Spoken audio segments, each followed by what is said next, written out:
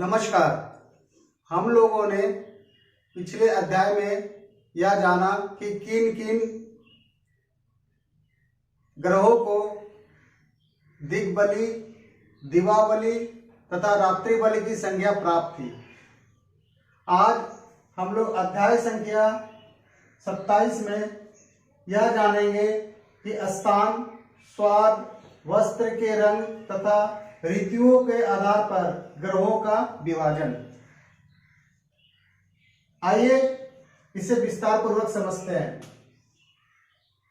स्थान के अनुसार किन किन ग्रहों को कौन कौन सी संज्ञा प्राप्त है।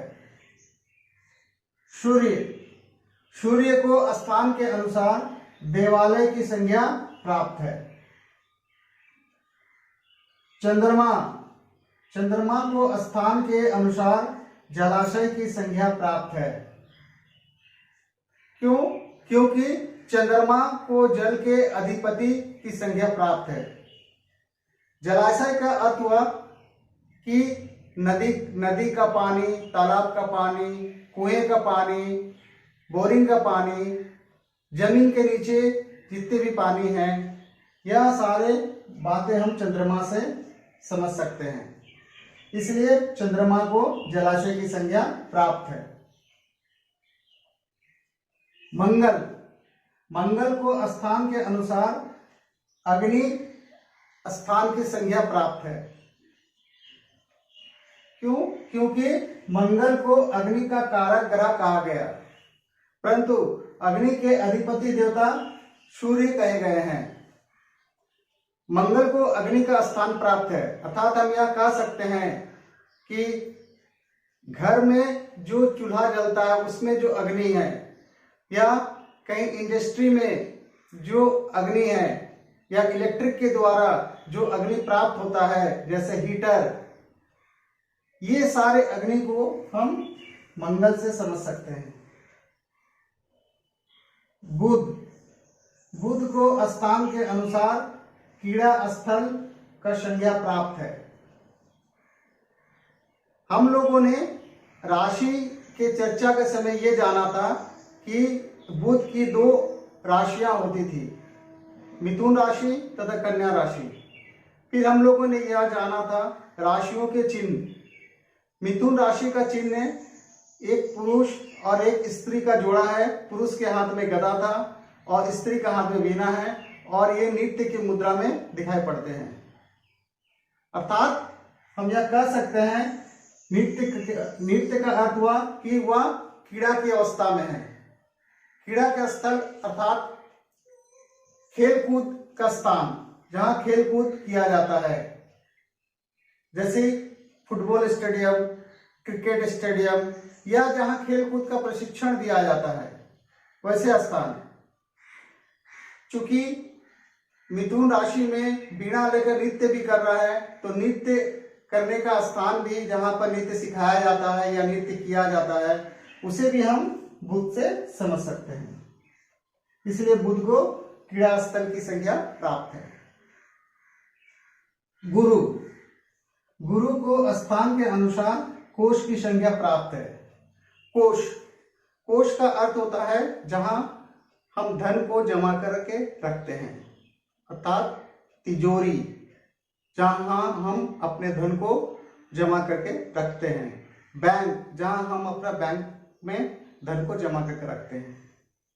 अर्थात ये सारे स्थान को हम गुरु से समझ सकते हैं। शुक्र को शयन कक्ष की संज्ञा प्राप्त है। शयन कक्ष अर्थात बेडरूम।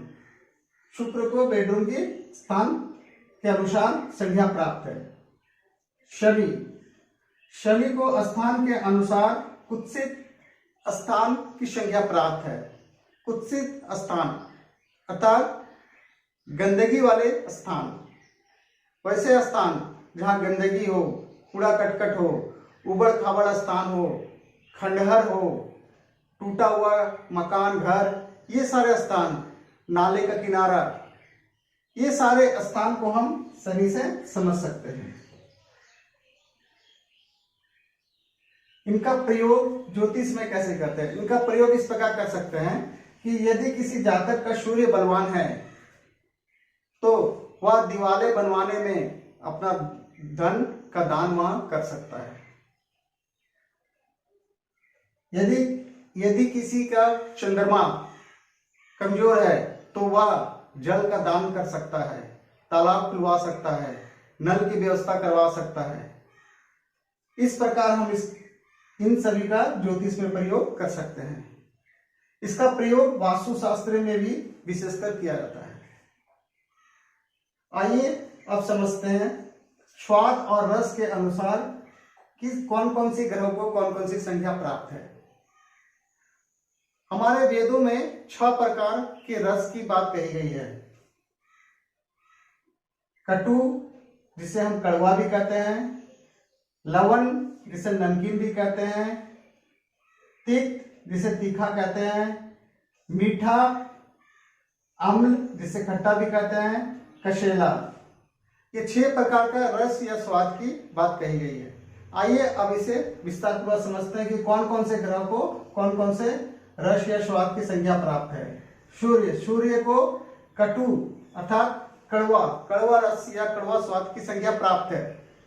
अर्थात इसका अर्थ यह हुआ कड़वा जैसा कि करेला, नीम, इसे खाने पर जिस प्रकार का स्वाद हमें प्राप्त होता है उसे कड़वा कहते हैं।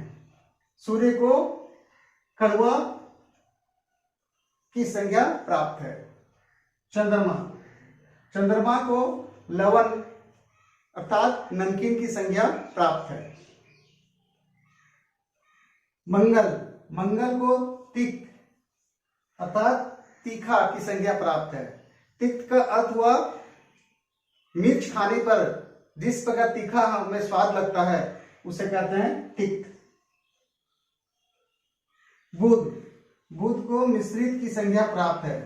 मिश्रित अर्थात ये 6 प्रकार के जो रस है या स्वाद, ये 6 प्रकार के स्वाद इसमें मिले हुए रहते हैं, इसलिए बुध को स्वाद में मिश्रित स्वाद की संज्ञा प्राप्त है। गुरु को स्वाद या रस में मीठा की संज्ञा प्राप्त है। शुक्र को स्वाद या रस में अम्ल अर्थात खट्टा या चटपटा जो खाने में आनंद आए, इस प्रकार के स्वाद शुक्र को संज्ञा प्राप्त है। शनि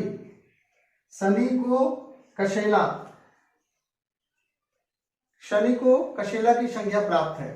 कसेला का अर्थ होता है कषा, अर्थात जब हम सुपारी को खाते हैं, चबाने पर मुंह जिस तरह हमारा स्वाद कशेला हो जाता है, कषा लगता है, उसे कसेला कहते हैं। या कोई फल जो पका ना हो, कच्चा रहता है, उस समय जब खाते हैं उसका जो स्वाद है उसे कशेला कहते हैं। जैसे अमरूद को जब कच्चा में खाते हैं तो उसका जो स्वाद लगता है, या खीरा उसे जब कच्चा में खाते हैं, जब बड़ा नहीं हुआ रहता, छोटा रहता, उस समय खाते से मुंह में कसेलापन लगता है, उसी को कसेला, उस स्वाद को कसेला कहते हैं।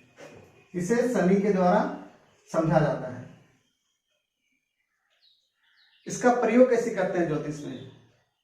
हम जानते हैं कि हमारे ज्योतिष में लग्न सर्वोपरि है, लग्न और राशि सर्वोपरि है, और स्वाद के विषय में हम लोग विचार दूसरे भाव से करते हैं, मुख से करते हैं, मुख का विचार दूसरे भाव से करते हैं। अर्थात यदि चंद्रमा लग्न में या चंद्र जिस राशि में बैठा हुआ है या चंद्रमा दूसरे भाव में अगर बैठे तो वह जातक को नमकीन खाना पसंद होगा।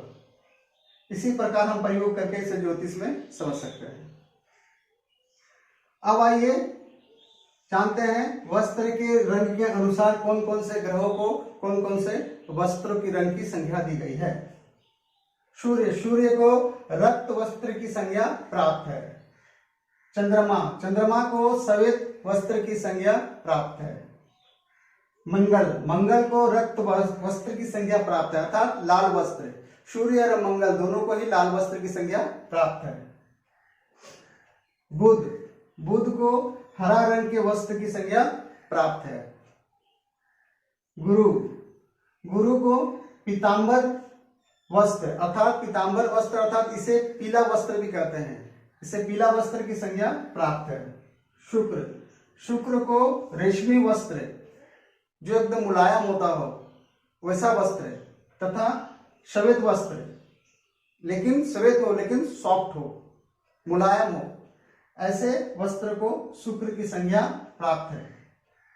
शनि, शनि को चित्रपट वस्त्र, चित्रपट वस्त्र का अर्थ हुआ कि काला और सफेद दोनों का मिश्रण, उसको बोलते हैं चित्रपट वस्त्र, अर्थात शनि को चित्रपट वस्त्र की संज्ञा प्राप्त है। आइए अब समझते हैं ऋतुओं के आधार पर कौन कौन से ग्रहों को कौन कौन सी संज्ञा प्राप्त है। हम जानते हैं कि 6 प्रकार की ऋतु होती है, ग्रीष्म ऋतु, वर्षा ऋतु, शरद ऋतु, हेमंत ऋतु, बसंत ऋतु तथा शिशिर ऋतु। आइए थोड़ा इसे आप विस्तार पूर्वक समझ लेते हैं कि इन ऋतुओं को मास के अनुसार कौन कौन से मास में आते हैं। सबसे पहला ग्रीष्म ऋतु। ग्रीष्म ऋतु को अंग्रेजी में समर सीजन कहते हैं। हिंदी मास के अनुसार ज्येष्ठ से आषाढ़ मास के मध्य यह आता है और अंग्रेजी मास के अनुसार अप्रैल से जून तक। वर्षा ऋतु, वर्षा ऋतु को अंग्रेजी में रेनी सीजन कहते हैं। हिंदी मास के अनुसार यह ऋतु श्रावण से लेकर भाद्रपद तक मास में रहता है और अंग्रेजी महीना के अनुसार जुलाई से लेकर सितंबर मास तक के अंदर में रहता है। शरद ऋतु, शरद ऋतु को अंग्रेजी में ऑटम सीजन भी कहते हैं। यह आश्विन मास से लेकर कार्तिक मास तक रहता है और अंग्रेजी महीना के अनुसार सितंबर से लेकर अक्टूबर तक यह महीना रहता है। हेमंत ऋतु, हेमंत ऋतु को अंग्रेजी में प्री विंटर सीजन कहते हैं। हिंदी मास के अनुसार यह मार्गशीर्ष से लेकर पौष मास तक रहता है और अंग्रेजी के महीने के अनुसार नवंबर से लेकर दिसंबर महीने तक रहता है। बसंत ऋतु, बसंत ऋतु को अंग्रेजी में स्प्रिंग सीजन कहते हैं। यह चैत्र मास से लेकर वैशाख मास तक रहता है। अंग्रेजी के अनुसार मार्च से लेकर अप्रैल तक रहता है। इसे ऋतुओं का राजा भी कहा गया है। शिशिर ऋतु, शिशिर ऋतु को अंग्रेजी में विंटर सीजन कहते हैं। यह मार्च से लेकर फाल्गुन महीना तक रहता है। अंग्रेजी महीनों के अनुसार दिसंबर से लेकर फरवरी तक। आइए अब जानते हैं कि किन किन ऋतुओं को कौन कौन से ग्रहों की संज्ञा प्राप्त है। सूर्य, सूर्य को ग्रीष्म ऋतु की संज्ञा प्राप्त है। क्यों? क्योंकि सूर्य को अग्नि के अधिदेवता की संज्ञा प्राप्त है। इस जगत में जितने भी आग है या उससे प्राप्त गर्मी है वो सारा सूर्य को ही प्राप्त है, इसलिए सूर्य को ग्रीष्म ऋतु की संज्ञा प्राप्त है। चंद्रमा, चंद्रमा को वर्षा ऋतु की संज्ञा प्राप्त है क्योंकि चंद्रमा जल के अधिपति ग्रह है। मंगल, मंगल को ग्रीष्म ऋतु की संज्ञा प्राप्त है ऋतुओं में क्योंकि मंगल को अग्नि का कारक ग्रह भी कहा गया है। बुध, बुध को शरद ऋतु की संज्ञा प्राप्त है। गुरु, गुरु को हेमंत ऋतु की संज्ञा प्राप्त है। शुक्र, शुक्र को बसंत ऋतु की संज्ञा प्राप्त है। शनि, शनि को शिशिर ऋतु की संज्ञा प्राप्त है। आज बस इतना ही रखते हैं। आशा करता हूं कि आप लोगों को यह ज्योतिष का ज्ञान पसंद आया होगा। यदि पसंद आया है तो कृपया चैनल को लाइक, सब्सक्राइब, शेयर, कमेंट तथा बेल आइकन को जरूर प्रेस करें। इस वीडियो को अंत तक देखने के लिए आप सभी का धन्यवाद। नमस्कार।